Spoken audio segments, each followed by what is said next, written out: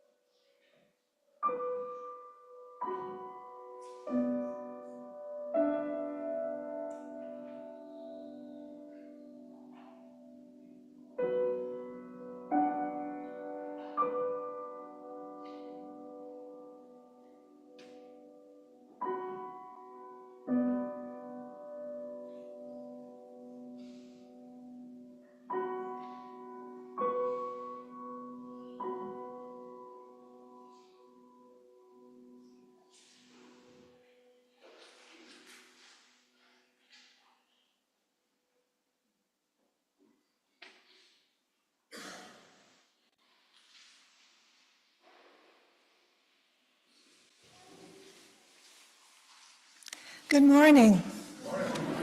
My name is Sophie Twarkowski, and I use the pronouns she and hers. I will be assisting in this service. Welcome to the Unitarian Society of New Haven. We came here this morning either in person or virtual from different life journeys with diverse needs. Whatever prompted your decision to come, we welcome you. What you bring, who you are, enriches us. As we transition into November and shorter days of light, may we find time to experience moments of quiet reflection, engage in acts of kindness, show gratitude, find joy, and act on our shared values. May we rise up to the social justice challenges that we encounter, and may we show our faith in action by taking actions on issues that support our values. Please keep in your thoughts, hearts, and actions the people of Jamaica impacted by Melissa this week, and also the many individuals and families struggling with the government shutdown. We come into this space, a community that is strengthened by our diversity of thought, life experience, culture, lifestyle, and beliefs. A community committed to equity, inclusion, and social justice.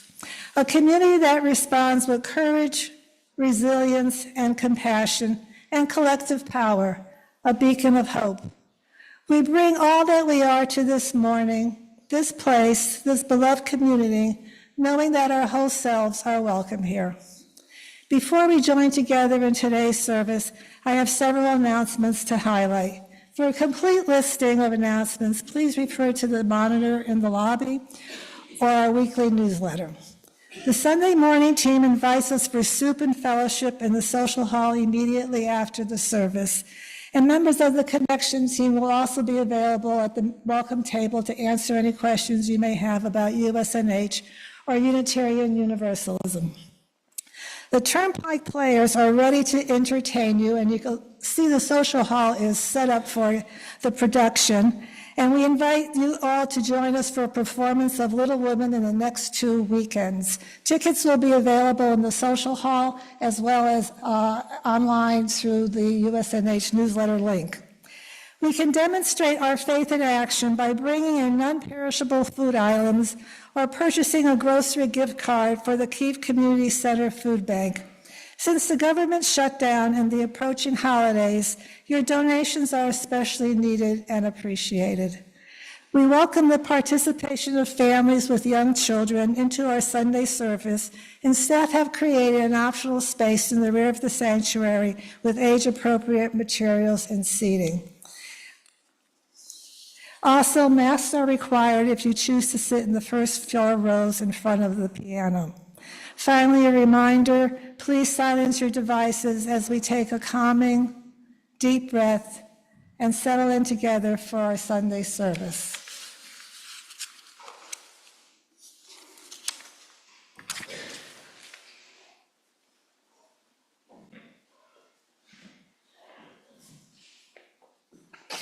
Good morning.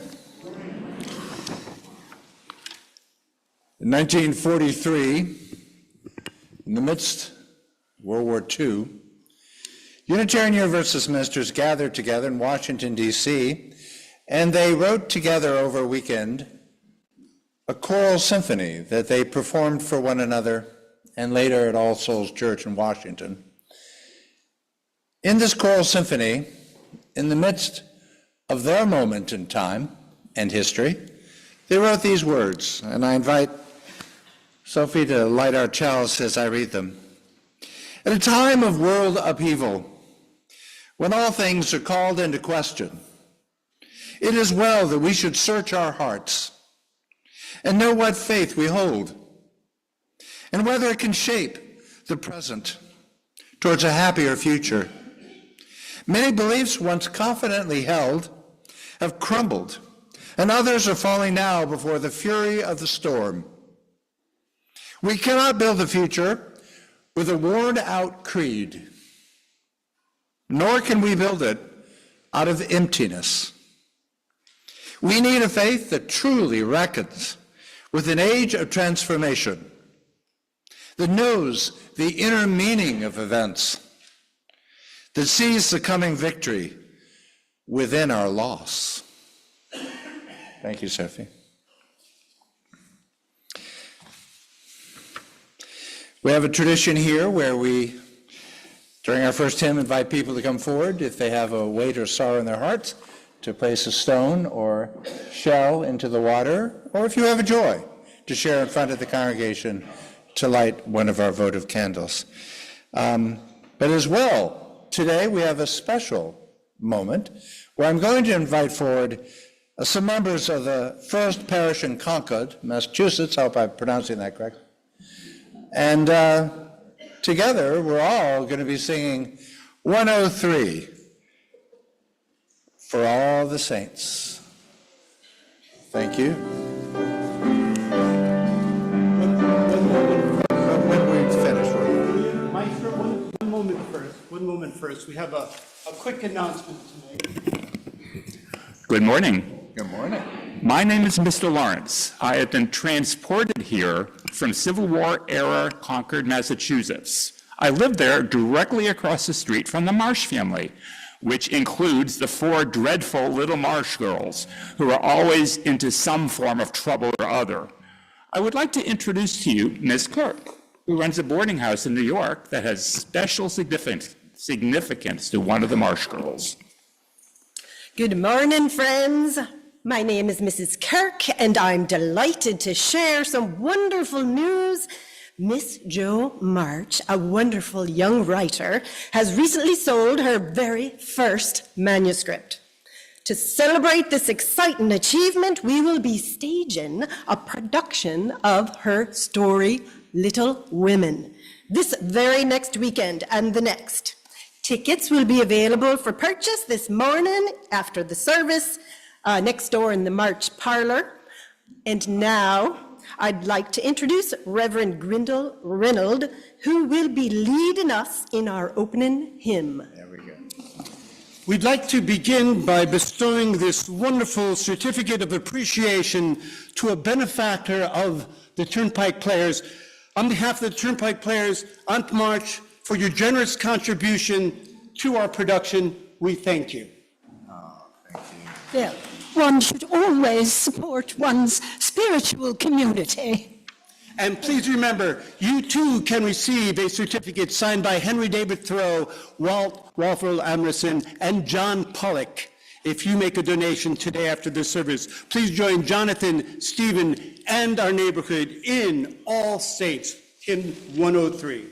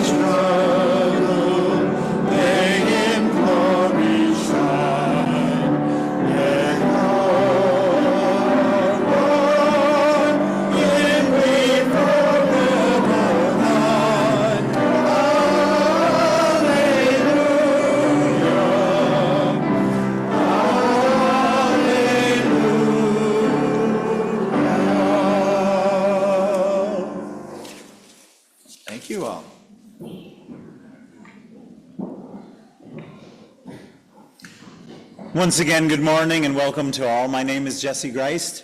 I am the coordinator of congregational life here at the Unitarian Society of New Haven, and my pronouns are he and him. One of the most exciting and interesting parts of being a Unitarian Universalist for me is witnessing, exploring, and experiencing with different people from different cultures, different places physically around the world, and particularly how they approach human life cycle. This morning, I wanted to share with you a little bit about my experiences as people have approached the end of life. What happens when someone dies? And I explore that with you this morning because this weekend sees the celebration of Halloween, the celebration of Dia de los Muertos, the Day of the Dead. And it is fascinating to me to watch both the celebration of the holidays, Halloween, Dia de los Muertos, Dia de los Santos, All Saints Day, and also to use that as kind of a small way, a microcosmic way, to look at the way we approach big issues, big questions, big things in our world. I say this because I grew up celebrating Halloween, and one of the things I observed in myself and in my peers, in my culture here in Southern Connecticut, across the United States, is watching the celebration of Halloween be very, very focused, in my case and in my classmates' case, on getting the most candy possible. Going out with this goal of who can have the best costume and who can get the most candy possible. I remember very clearly going into my elementary school classroom the day after Halloween, and it was all, I got 255 pieces, and not only that, but 68 of them were Snickers. Beat that. And I think about that a lot as kind of this mini way of thinking about this world in which I grew up in which one of the messages I get as I watch television advertisements, as I receive messages, is go out and get as much as you can in this life. Earn a lot of money. Be a big shot. Aim for fame. It's amazing to me how that message echoes in how I approached Halloween growing up. In the time that I spent living in Latin America, I discovered something very different. That being part of, even though in Costa Rica, where I lived, Dia de los Muertos is a much smaller deal, but teaching students who were mostly first-generation immigrants from Mexico, there was this approach to Dia de los Muertos which kind of flipped my experience of Halloween on its head. The message was, when you die, you take none of it with you. If you go to a Dia de los Muertos parade these days, one of the most common figures you see is a character named La Catrina.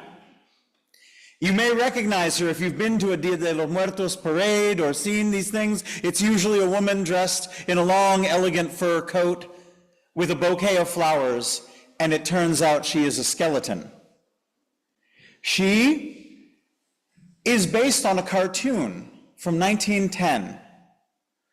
And in that cartoon, they were making a comment. No matter what, death comes for everybody. And when you die, you don't get to take any of it with you. No matter what you've done in this life, no matter how much riches you have amassed, you leave the same way. And I think about La Catrina.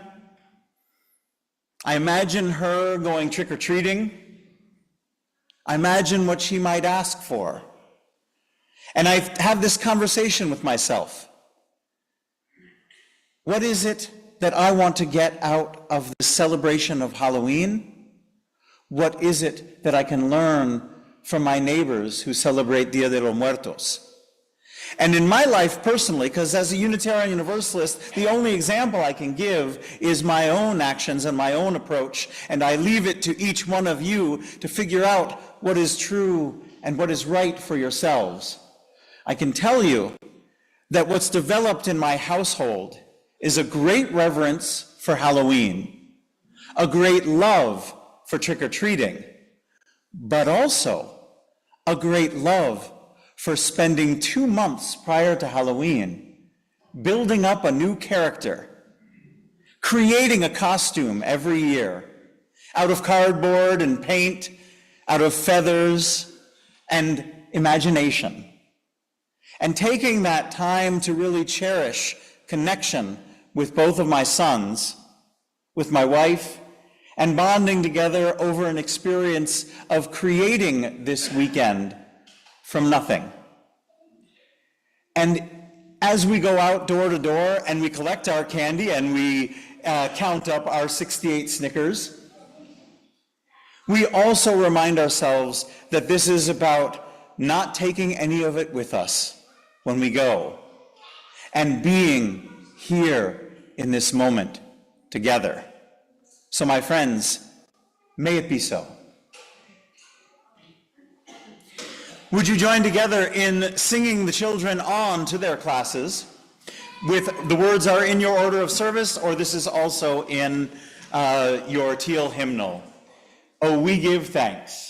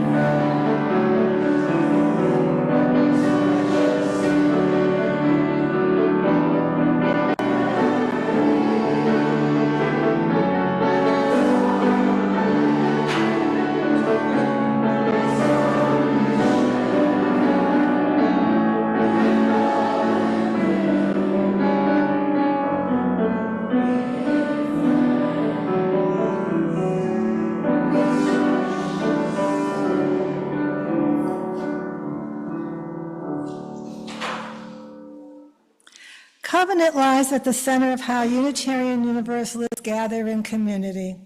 Our covenant unites us by the promises we make about how we will be together, how will we treat each other, and how we will seek to mend relationships when we fall short of our aspirations. Together, we'll recite a brief version of our covenant. While the following words express our intentions in writing, our true covenant lies and breathes in our actions. May it guide our daily decisions. Please join me in reading the words that appear in your order of service or in the chat on the live stream. We covenant together to create and nurture a culture of respect and kindness, and to engage in the spiritual and everyday practice of loving more generously. To this end, we will strive to be open, value differences, listen deeply, use kind language, speak our truths, work with conflict, seek humor and joy.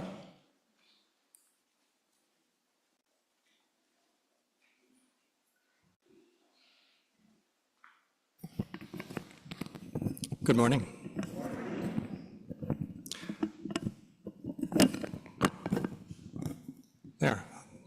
There we are. Please enter into a posture for meditation, prayer, or silence.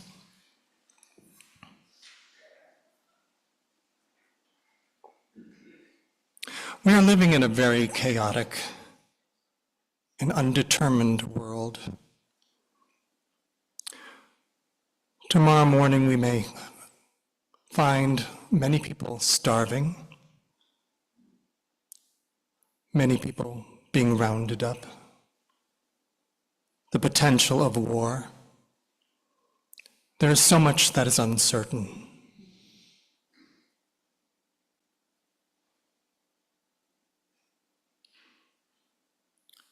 For right now, in this moment, in this space,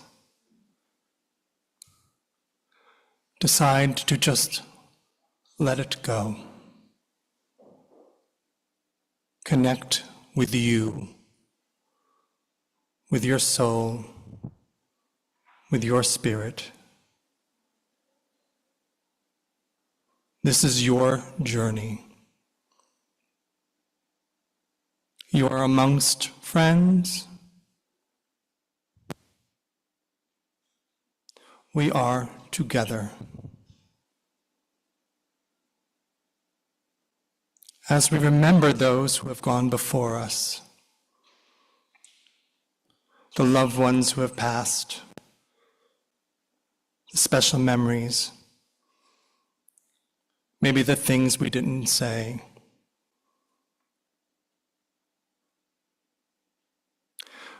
Perhaps we could silently say their name to ourselves.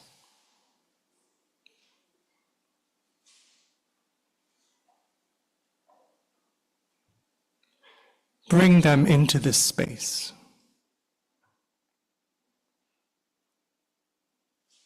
Their memory, their energy, their spirit is also part of your journey.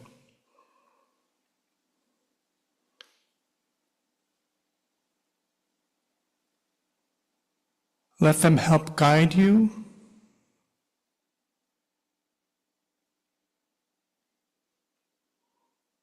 Let them be behind you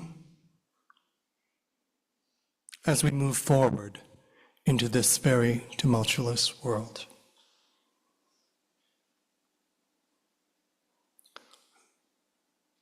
Let's take a moment of silence to remember.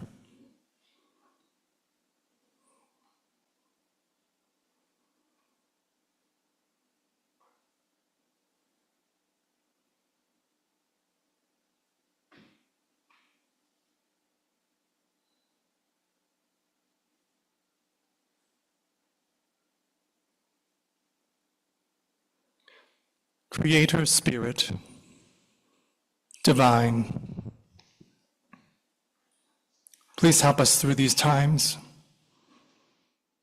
of sorrow, times of pain, times of unknowing. Guide us through. Help us connect to each other to make a collective yes as we face this world. Amen.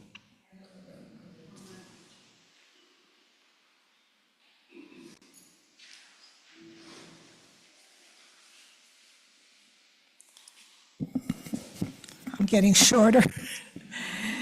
Every week, we lift up the spiritual values of generosity by taking an offering for the ministries of this congregation.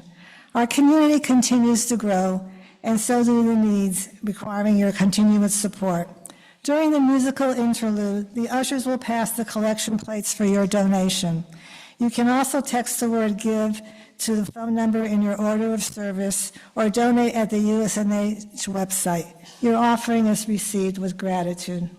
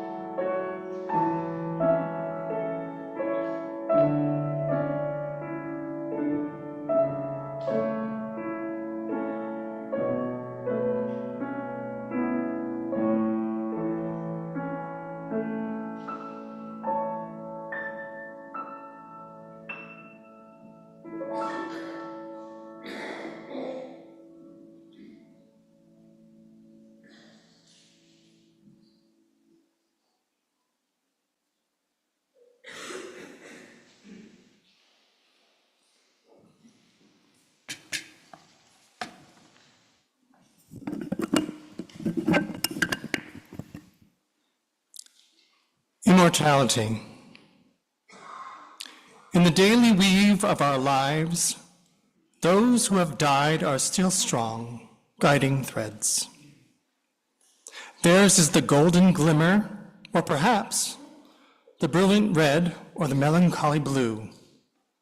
Still, they are part of the whole cloth of our lives.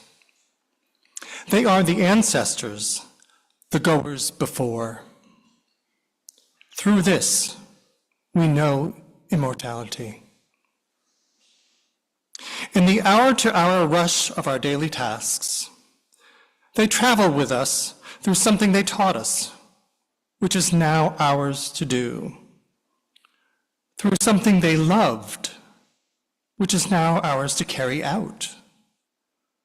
Through something we shared, which is now ours alone, and yet not. Through this, we know immortality.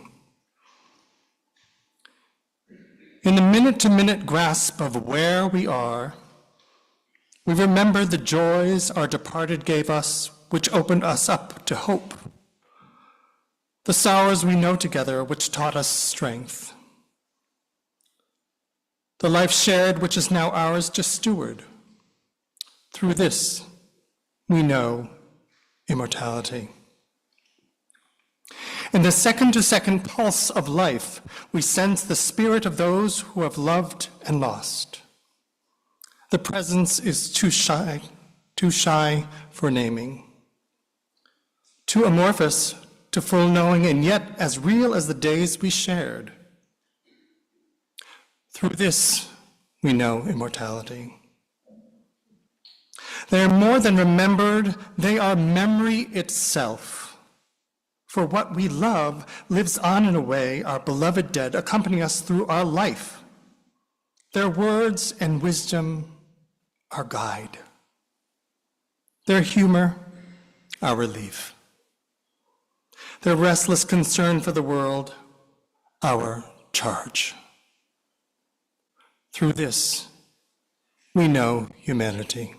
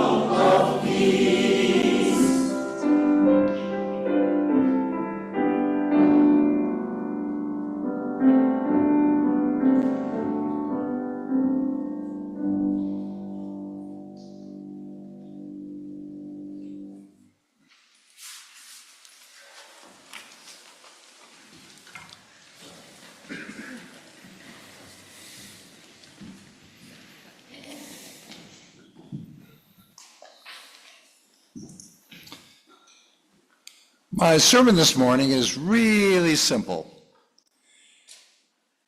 I tell interns across the years, beware of novelty in theology, because it has not been time-tested and it has not been tested by our ancestors. So go with simplicity whenever you can. I remember as a very young minister sitting down with Alfred Beardsley, a fifth-generation congregational minister, who looked at me steady in the eye and said, "Stephen, Jesus said, 'Feed my sheep, not my giraffes.'" I think he knew that I'd be talking to a lot of giraffes through the years. And the simple idea is this. There are two orientations to both spirituality and politics. And they do go together, because from the most ancient time, king and priest have reinforced one another, and they have backed up one another. This has been true for century upon century. And they have constructed a vertical way of being. Sometimes they call it the ladder of being, where there is God and king and those who rule and everyone below.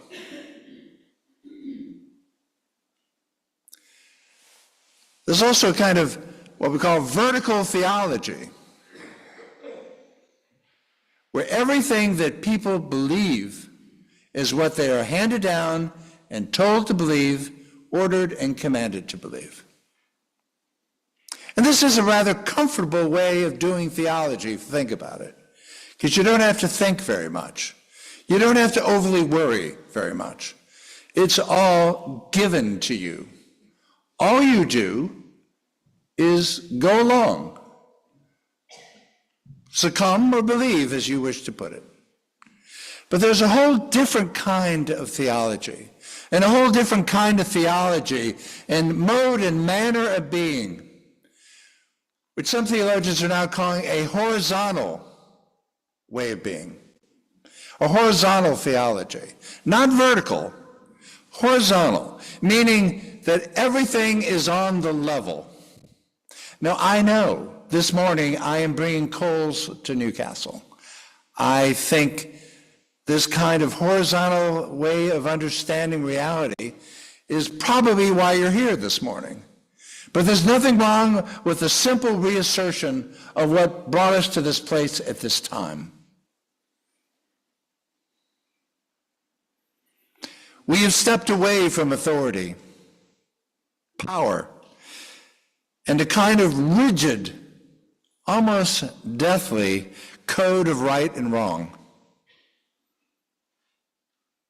We're not looking up to see whence our wisdom comes, or what to believe, and who to follow. We're not here to obey. We're here to seek wisdom and understanding,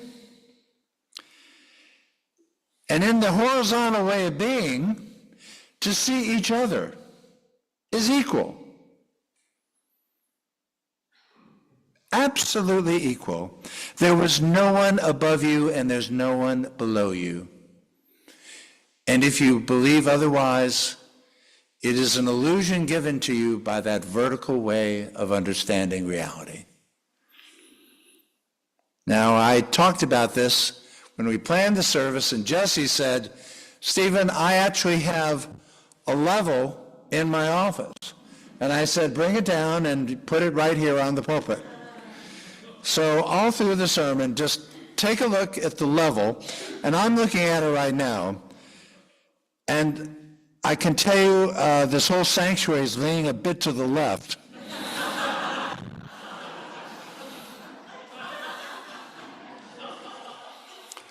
Now, Rachel Klinger-Kane does a podcast and talks about what she calls divine commandment theory.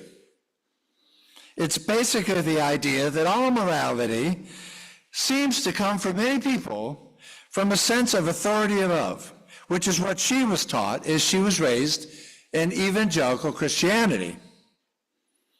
As opposed to what we try to do here, try to recreate here, which is horizontal morality, where we find our well-being not through obedience, but by understanding that we can find our theology face to face in personal relationships, in the least amount of harm that we can do each other. We are never going to be able to traipse through this world cleanly or clearly, completely right or completely wrong. So life is messy for us on the horizontal plane. It's not clean and clear the way that the vertical way of being tries to tell us it is, that who and what is guiding us into that right or wrong. Vertical theology may tell you to help someone. To be fair, vertical theology can tell you to help other people, but because God tells you to do that, or the leader tells you to do that. But on our plane, the horizontal plane, we decide to help because the person next to us, or even far from us, needs that help. You don't need a guide, you don't need an order, and you certainly don't need a commandment. It's the help needed that tells you what to do. Just pay attention, be sensitive, be open, be watchful, be hopeful, look around you. That's where we find our guide. We don't have to wait for orders. Well, that sounds easy. But human beings across the years have found it's not so easy. Rules and commandments are designed to make life easy for people. But there's one little problem. What sometimes makes life easy can also so easily traipse into permission to be cruel. Marilinda Hale is head of something called the New Evangelicals. She says something very true. She says, both the vertical and the horizontal are important, but too many forces on the vertical plane forget about the horizontal altogether. Because that horizontal is harder, because it requires our focus, our personal responsibility, and our accountability. And most of all, it means paying attention. The spiritual leader, Krishnamurti, was once being taken to a speaking engagement, and he was surrounded in a car with his disciples and followers. And they were talking animatedly about what constituted the core of spirituality. And Krishnamurti said, I believe it is attention. And they said, why, Great Master? And he said, because about 3 miles back, I felt the bump of our going over an animal that our automobile killed. And we have to go back. Because all spirituality is attention, attention, attention.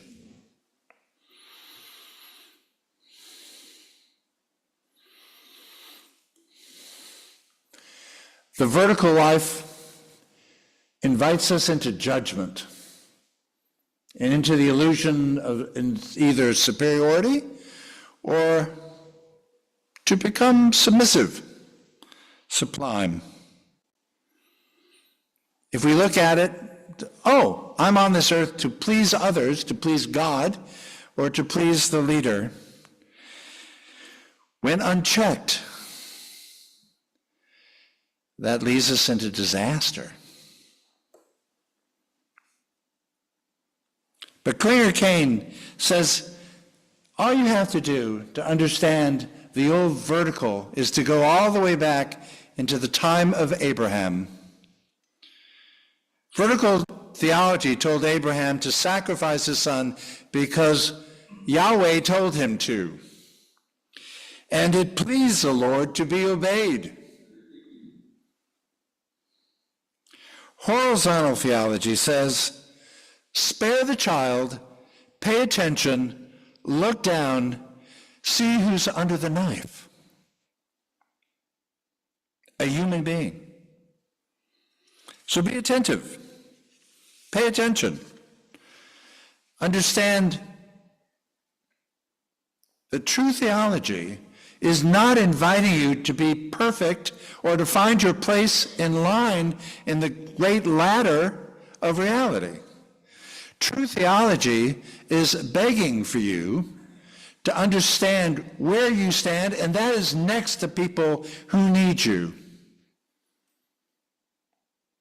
who are there, but you have to see them, and you have to feel their presence. That's what allows us to move past a spirituality that tells us what to do and past a politics that tells us who to obey.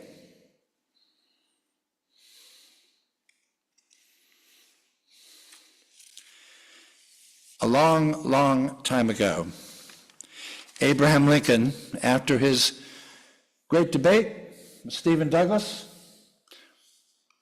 a run for the Senate that he lost, was speaking in Chicago. And he was asked what was the definition for his understanding of democracy. And his answer is just as applicable to our spirituality as it is to our civic life. It was a really important answer. It is the very definition of what it means to live on the level. Lincoln said, there are two principles that have stood face to face from the beginning of time and will ever continue to struggle. The one is the common right of humanity, and the other is the divine right of kings. It is the same spirit that says, you toil and work and earn bread, and I'll eat it. No matter in what shape it comes, from the mouth of a king who seeks to bestride the people, or from one race as an apology for enslaving another race, it is the same tyrannical principle. And notice what Lincoln said that day. As ancient as it is, and there's nothing more ancient in human history than kings and priests operating together, he also said, listen closely, and will ever continue to struggle. This is not a one and done deal. This isn't, we fought the Civil War, we're good. We had the Civil Rights Movement, we're fine. You all know better than that. You understand what Lincoln was getting at, and will ever continue to struggle, because there is something in human nature that will succumb to obedience. And to truly enter into the realm of the horizontal reality means to be attentive, attentive, attentive. But there's another quote I want to give you, because we're all invited into this full life, this horizontal way of being, politically, socially, spiritually, to be in decent and compassionate relationship with one another, not under anyone and not over anyone, and certainly not under the rule of any petty potentate or pontiff. The vertical realm has prevailed for far too long, going back into those deepest recesses of human memory. But there was a time in human history, for the first time in human history, when certain figures rose up and spoke back to both king and priest, And these were the great Hebrew prophets. And if you want to know what one of the great declarations of independence of the human spirit, go all the way back to Isaiah. And in our hymnal are words from Isaiah 58. And take this as a declaration of spiritual independence, because it helps us understand what the horizontal reality is truly asking of us. This was what was said nearly 3,000 years ago, and will continue to need to be our mission. To loose the bonds of injustice, to undo the thongs of the yoke, to let the oppressed go free, and to break every yoke. Is it not to share your bread with the hungry, and to bring the homeless poor into your house? And when you see them naked, to cover them, and not to hide yourself from your own kin? Then shall your light break forth like the dawn, and your healing shall spring up quickly. You shall be like a watered garden, like a spring whose waters never fail. That's not poetry. That is a mission statement of compassion, acceptance, and attentiveness to a new reality that is ours to embrace. And note well, as I noted with the Lincoln quote, what is also said in those words that may have flowed in their beauty into your heart and ears, but there's something very tough in them. It's these words. And when you see them naked, to cover them, and not to hide yourself from your own kin. In other words, they're not below you, and you're not above them. You may help them. You may reach out to them, but they are your kin. They are you, and always have been. In words that have haunted me ever since I discovered them. I didn't discover them being raised an Episcopalian. I discovered these words in our hymnal. And your healing shall spring up quickly. It doesn't say their healing. It says your healing. What happens in your heart when you live life on the level?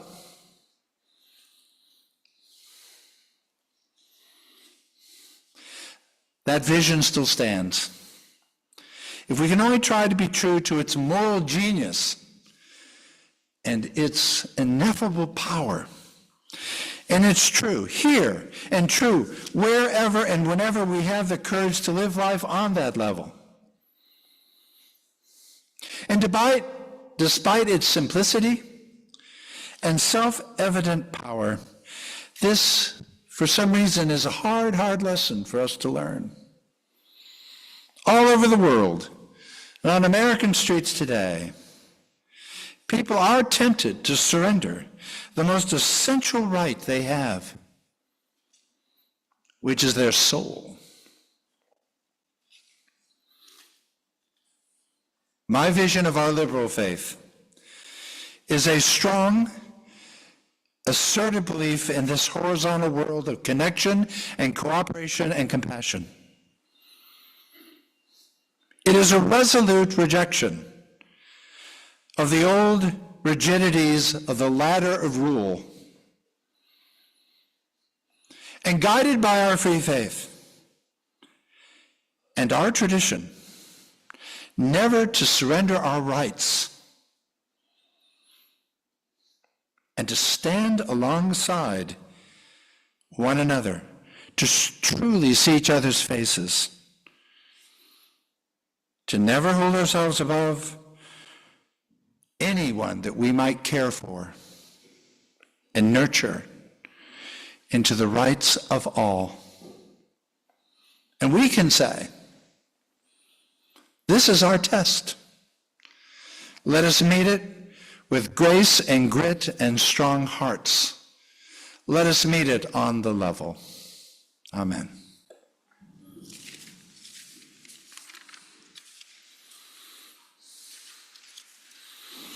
And I invite Sophie to come forward. And in your order of service are these words. Please recite with us. Carry forth this chalice flame, its illumination into our daily lives, its sustaining warmth into our relationships, the light of reason shining beyond these walls. May we carry the fire of hope in our hearts this day and in the week to come. Hymn 128, For All That Is Our Life, please rise as you are willing and able. 128.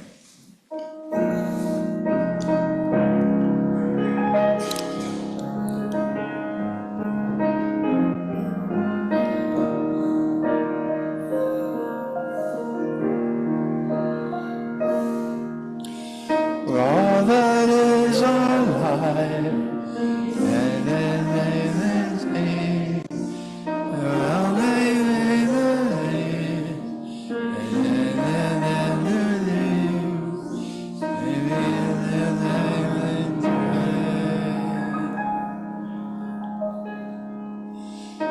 make our own lives glad.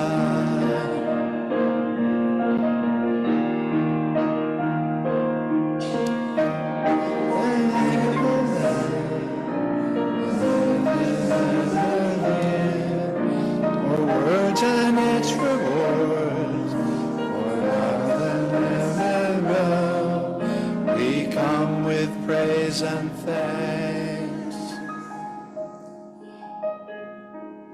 For all that is our life,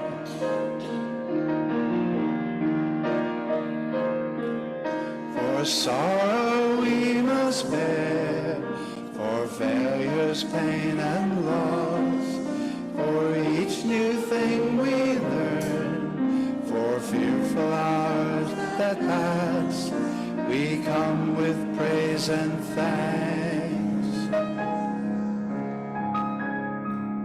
For all that is our life,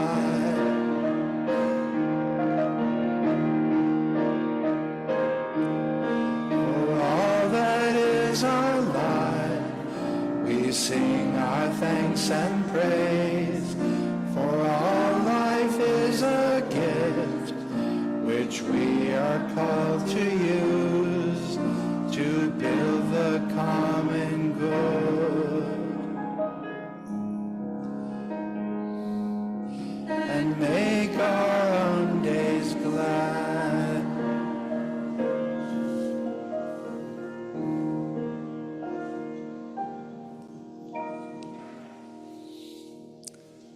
Thank you, Jackie, for bringing the words to me. Thank you. That was very level. I love that. We invite you to join us for soup and for fellowship and the warmth that comes in the light of this community. And now may faith, which passes all understanding, keep your hearts and minds in the knowledge of love, and may this peace be yours in the week to come. Amen, and go in peace.